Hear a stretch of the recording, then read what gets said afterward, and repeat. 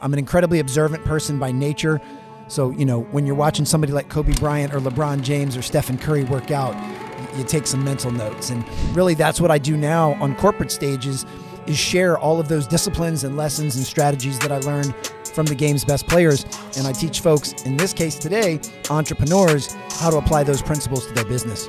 You just mentioned three of the greatest basketball players of all time. Give me, if you can, one thing that you learned from each of them, observing them in training. What I'll actually say is there's three traits that I've noticed unite all high performers. They unite the three folks that we just mentioned, but they also unite the high-performing entrepreneurs that are here. From basketball to business and everything in between, I've noticed high performers have three characteristics. Number one, and this is actually the lesson that I learned from Kobe Bryant directly, and that is the best never get bored with the basics.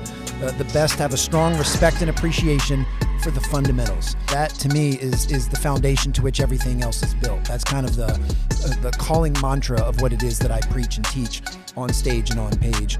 The second is they learn how to blend confidence with humility. They earn the right to be confident because they've put in the work during the unseen hours. They've gotten in the repetitions. So they've earned the right to be confident.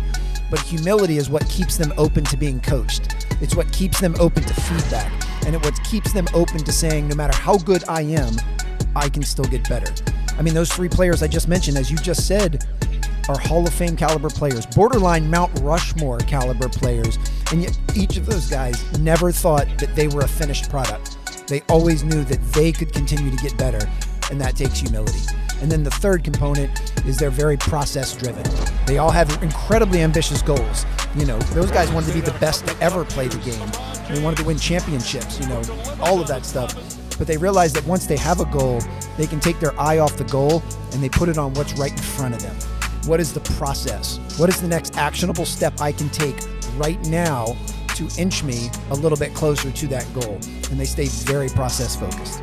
LeBron is somebody that I've followed his career from when he got drafted in 2003, right out of high school until now. Incredible, he's still playing. Can you dive in a little bit more into, if you've observed anything on just his approach and how he takes care of himself? Well, I mean, he's the perfect summation of those three pillars that I just mentioned, and he absolutely is very process-centered and oriented, and he's one that understands, you have to work hard in order to be successful, but especially in sport, you also have to be able to recover hard. You have to be able to take breaks. You have to be able to take care of your body.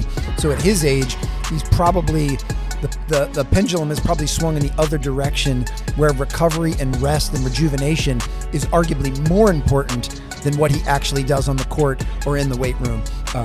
Whereas when he was 18, 19 years old, it was probably in the other direction. And, that's a good mentality even for entrepreneurs to have. I mean, we all go through different seasons. And when you're in the early startup phase, there's no question there's going to be some long nights and you're going to burn the candle at both ends. But that's not sustainable to do long term. So the sooner you can put some processes in place, the sooner you can put other people in place that allow you to have a more manageable schedule, to prioritize self-care, to still spend time with your family. Like there's nothing wrong with being incredibly passionate about growing your business.